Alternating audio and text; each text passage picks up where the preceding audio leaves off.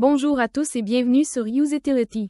Aujourd'hui, nous allons voir comment jouer à Pixel Starships marque déposée sur PC en utilisant le tout nouveau BlueStacks 5, qui est conçu pour une vitesse fulgurante et une action de haute intensité.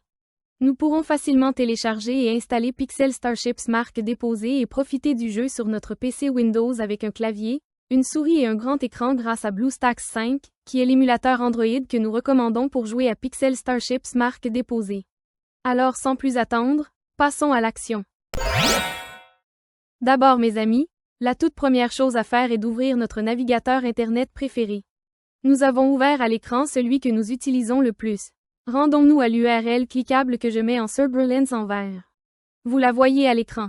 Vous n'aurez pas besoin de taper cette URL, parce qu'il y a vous disposer d'un lien cliquable dans la description de cette vidéo et dans le premier commentaire permanent. Une fois que nous avons cliqué sur ce lien cliquable, nous arrivons là sur le site web de BlueStacks qui est, vous l'aurez deviné, l'émulateur pour Android que nous allons utiliser pour lancer à Pixel Starships marque déposée sur PC. Comme vous pouvez le constater ici, l'usage de l'émulateur apporte de nombreux atouts. Contrôle personnalisé, instances multiples, synchronisation de ces instances, macros, scripts, FPS plus élevés, et bien plus encore. Nous allons maintenant lancer le téléchargement de Pixel Starships marque déposée en cliquant sur ce bouton Jouer sur BlueStacks que j'ai mis en évidence avec du vert. Nous cliquons ensuite sur ce bouton de téléchargement. À ce stade, le téléchargement débute et s'achève tout de suite. Voilà, le téléchargement est fini. C'est un fichier à exécuter. Notre prochaine étape est de démarrer l'installateur, par conséquent nous cliquons sur le fichier.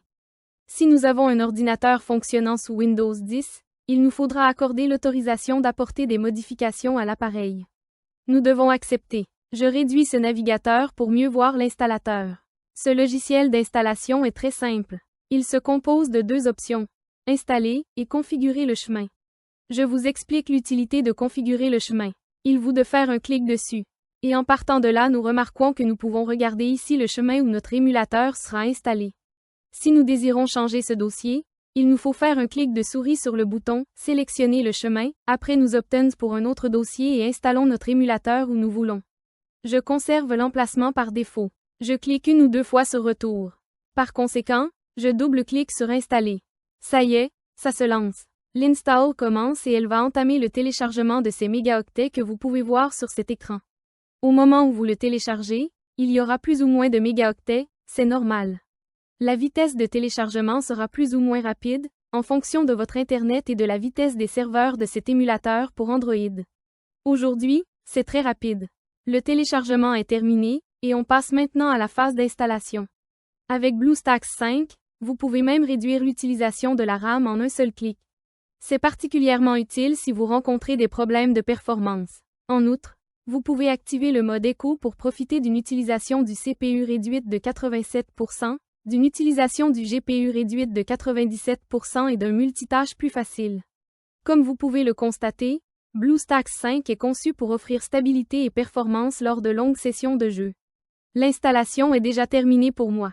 Dès lors, cet émulateur pour Android a démarré sans intervention de ma part. Comme vous pouvez le noter, dans le bas de mon écran, il y a une barre de progression qui va se remplir ensuite quand elle arrivera à la fin, l'émulateur Android se lancera pour la toute première fois. En réalité, l'émulateur Android s'est déjà lancé, le voici pour la première fois. Avant d'aller plus loin, comme vous le voyez, il a généré deux icônes là sur le bureau de ma machine de test. Le BlueStacks et là le BlueStacks multi-instance. Dans quelques instants, vous verrez que l'icône BlueStacks est la seule qui nous intéresse. À chaque fois que nous devrons démarrer Pixel Starships marque déposée sur notre PC, nous ferons un clic sur cette icône et démarrerons l'émulateur. L'icône BlueStacks multi-instance vous permet de lancer plusieurs instances d'émulateur. Et avec le nouveau gestionnaire multi-instance amélioré de BlueStacks 5 en mode écho, les joueurs peuvent exécuter plus d'instances de jeu plus rapidement et avec moins de lag. Sans plus tarder, passons à la phase suivante, qui sera inévitable, à savoir l'accès au Google Play Store. Pour cette étape, nous devons aller ici, System Apps, après nous cliquons gauche. De plus, nous devrons cliquer gauche sur Google Play. Comme vous l'avez constaté, le Google Play Store est bien entendu lancé. Maintenant, nous avons besoin de nous connecter. À présent que nous sommes arrivés à cet endroit, nous pouvons faire la prochaine phase qui est obligatoire. Ensuite, nous cliquons ou double-cliquons sur « Connexion ». À ce stade, il montre « Checking Info ». Il arrive de temps en temps que cela reste bloqué à ce stade et donc que cela n'avance plus. Si cela vous arrive, vous devrez essayer de vous connecter à nouveau après quelques heures, alors le problème sera sans doute réglé. À ce stade, il nous faut taper notre adresse email et le mot de passe correspondant. Cette adresse email doit être une adresse email Gmail ainsi que le mot de passe correspondant.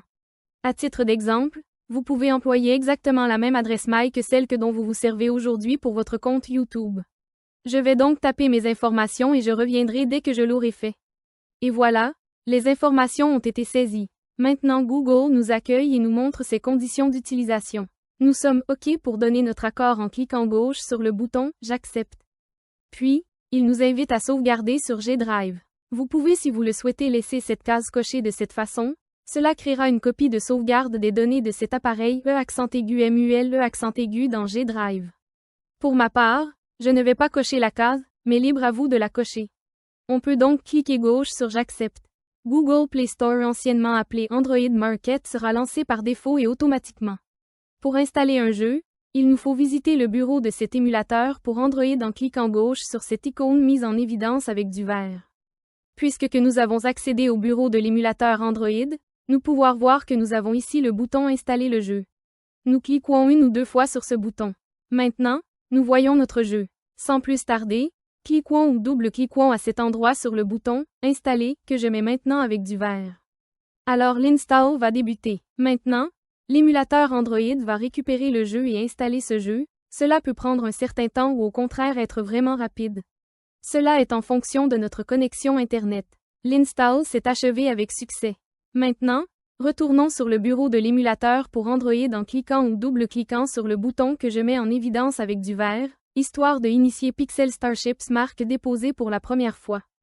Nous sommes à nouveau sur le bureau de l'émulateur pour Android, et nous sommes prêts à double-cliquer sur la nouvelle icône de l'app Pixel Starships marque déposée qui a été mise ici. Notre jeu est démarré pour la toute première fois. Super!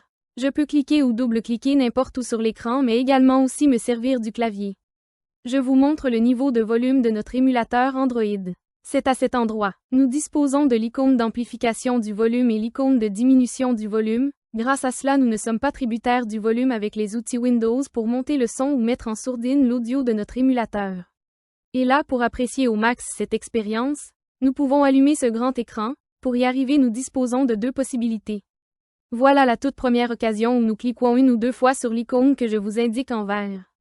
Ensuite, élargissons notre écran, en affichant une bordure en haut, une à droite et une en bas.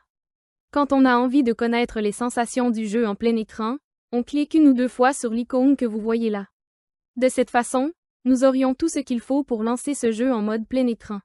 Pour revenir en écran normal, sur votre clavier, appuyez sur la touche F11. Maintenant, nous voilà revenus en mode écran courant. Laissez-moi maintenant vous parler du mapping du clavier qui sera très fascinant. De cette façon, nous saurons comment nous lancer ce jeu beaucoup plus commodément.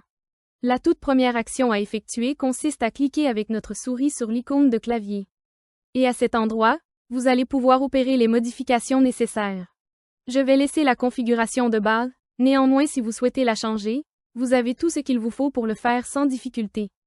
Comme vous l'avez sans doute noté, notre émulateur Android est entièrement disponible dans notre langue.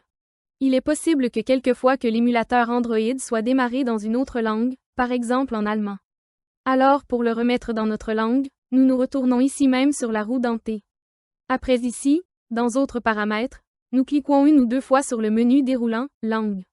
Nous allons pouvoir arrêter notre choix sur la langue que nous utilisons habituellement, français, anglais, chinois, etc. Une fois la langue choisie, sauvegardons nos changements, notre émulateur relance ainsi ce jeu, la prochaine fois que nous le démarrerons, sera de la même façon dans la langue de notre choix.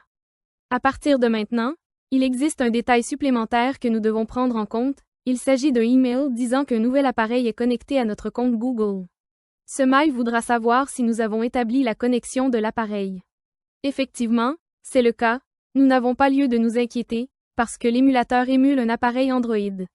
Et pour savoir quel type d'appareil a été MUL, allons ici même, à la roue dentée et cliquons une ou deux fois dessus. Rendons-nous à cet emplacement à l'option « Modèle ». Nous apprenons ainsi que notre émulateur émule un téléphone mobile Samsung. Nous allons donc recevoir un mail nous informant qu'un nouvel appareil de la marque Samsung est connecté à notre compte Google. Voilà, ce sera tout pour cette vidéo détaillée, chers amis. J'espère qu'il vous a plu, et surtout que vous l'avez trouvé précieux. Si oui, accordez-lui un gentil like, abonnez-vous, et si vous souhaitez laisser un commentaire, des questions à me poser ou des suggestions à faire, laissez-les dans la boîte de commentaires ci-dessous. Cliquez 1 ou 2 fois sur l'une de ces vidéos qui s'affichent à l'écran et rendez-vous dans les prochaines vidéos. À plus.